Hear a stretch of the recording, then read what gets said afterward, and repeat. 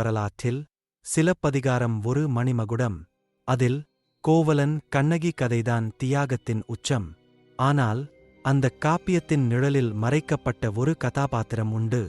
அழகின், கலையின், தியாகத்தின் மறுவடிவமாய் நின்றவள். அவள்தான் மாதவி. அரங்கேற்றுக் காதை மாதவியின் பிறப்பிலிருந்து தொடங்குகிறது. அவள் சாதாரணப் பெண் அல்ல. சித்திராபதி என்ற நடன மாதுவின் மகள். அந்த குடும்பத்தில் இசை, நடனம், இலக்கியம் எல்லாம் சுவாசம் போல இருந்தது. சிறுவயதிலிருந்தே மாதவி நடனத்தில் அபார திறமை காட்டினாள். தனது குல வழக்கப்படி 5 வயதிலேயே நடனக்கலையை கற்கத் தொடங்கினாள். 7 ஆண்டுகள் கடுமையான பயிற்சி. அவள் மேடையில் நடனமாடும் போதே மக்கள் அவளை தேவதை போலக் கண்டனர். அவளது நடனத்தில் ஒரு மந்திரம் இருந்தது. அவளது திறமையால் புகாரின் அரசவையில் நடனக் கலைஞராக அவள் தேர்ந்தெடுக்கப்பட்டாள்.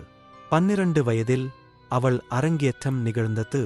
சோழ மன்னன் கரிகாலன் முன்னிலையில் அவள் 11 வகையான ஆடல்களை ஆடி முடித்தபோது அவளது அழகையும் கலைத்திறனையும் கண்டு சபையே வியந்தது. அரசன் அவளுக்கு தலைக்கோல் பட்டத்தையும் மற்றும் 1008 பொற்காசுகளை பரிசாக அளித்தான். இந்தச் சிறப்பு வேறு யாருக்கும் எளிதில் கிடைப்பதில்லை.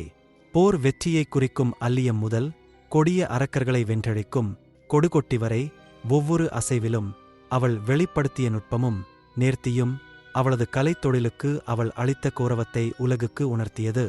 மாதவி கலையின் உச்சத்தில் இருந்தாள்.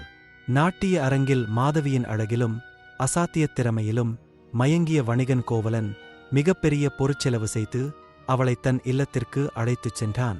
மாதவி குல வழக்கப்படி அவனை ஏற்றுக்கொண்டாலும் அவளுடனான கோவலனின் உறவு மற்ற கணிகையருடன் கொள்வது போலன்றி உண்மையான இல்லற உறவுக்கான நேசத்தன்மையுடன் இருந்தது. இந்தக் காலத்தில் மாதவி கோவலனுக்கு மகளாக மணிமேகலையை பெற்றெடுத்தாள்.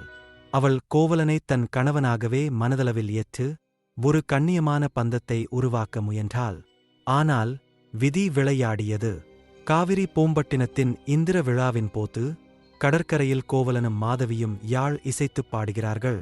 கோவலன் பாடிய பாடல்களில் ஒரு மீனவப் பெண் மீது தனக்குக் காதல் பிறந்தது போல குறிப்பால் உணர்த்த, அதற்கு மாதவி தான் பாடிய பாடல்களில் அவளது பிரிவால் ஏற்படும் துன்பத்தைப் பாடி அவன் மீது தனக்கு உள்ள ஆழமான காதலை வெளிப்படுத்தினாள். ஆனால் கோவலன் அதை தவறாகப் புரிந்து கொண்டு அவளை விட்டுப் பிரிந்து கண்ணகியிடம் திரும்பினான். கோவலனும் கண்ணகியும் மதுரைக்குச் சென்றனர். அங்கே கோவலன் கள்வன் என்று குற்றம் சாட்டப்பட்டு கொல்லப்பட்டான். கண்ணகி மதுரையை எரித்து பத்தினிகடவுளானாள். கோவலன் மதுரையில் கொலையுண்ட துயரச் செய்தியைக் கேட்டவுடன் மாதவியின் பாத்திரம் ஒரு புதிய உன்னத நிலையை அடைந்தது. அவள் உலகியல் இன்பங்களையும் குலத் தொழிலையும் முற்றிலும் துறந்து புத்த துறவியாக மாறினாள். தன் தாய் சேர்த்து வைத்திருந்த கோவலனின் செல்வத்தை அவனது தந்தை மாசாத்துவானிடம் திருப்பிக் கொடுத்தாள். இது பொருளின் மீது அவளுக்கிருந்த பற்றின்மையையும் உண்மையான மனமாற்றத்தையும் காட்டியது. மாதவி தன் மகள் மணிமேகலையையும் ஆடற்கலையில் ஈடுபடுத்தாமல் புத்த துறவியாக்கி அறம் வளர்க்கும் பாதையில் ஈடுபடுத்தினார். மாதவியின் கதையை நாம் முடிக்கும்போது 3 உண்மைகள் நம் மனதை விட்டு நீங்க மறுக்கின்றன. முதலாவது, கலையின் சக்தி. அவள் தன் காலத்தின் சிறந்த கலைஞராகத் திகழ்ந்தாள். இரண்டாவது, காதலின் ஆழம். அவள் கோவலனைத் தவிர வேறு யாரையும் நாடவில்லை. அவனது பிரிவு அவளது வாழ்வையே உலுக்கியது. மூன்றாவது, தியாகத்தின் வலி. தன் காதலன் இறந்த துயரத்திலும் அவள் தன் தாய் சேர்த்த அத்தனை செல்வத்தையும் திருப்பியளித்த அந்த ஒரு செயல் எத்தனை பெரிய நீதி! சமூகம் அவளுக்கு அளித்த கணிகை என்ற பட்டத்தை தன் நேர்மையான இல்லறத்தால் அழிக்க முயன்றாள். அது தோல்வியடைந்தபோது அதைவிட உயர்ந்த தியாகத்தால், அதாவது துறவரத்தால் தன் பிழையில்லா கண்ணியத்தை நிரூபித்தாள். மாதவி வெறும் நிழல் பாத்திரம் அல்ல.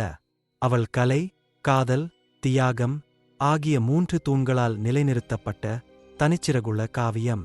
சிலப்பதிகாரம் கண்ணகி மூலம் நீதியை நிலைநாட்டியது என்றால், மாதவி மூலம் அறத்தின் நித்தியத்தை நிலைநாட்டியது. தன் வாழ்வியல் பாதையைத் தானே செதுக்க விரும்பும் ஒவ்வொரு பெண்ணுக்கும் மாதவி ஒரு துணிச்சல்மிக்க வழிகாட்டி என்பதில் ஐயமில்லை.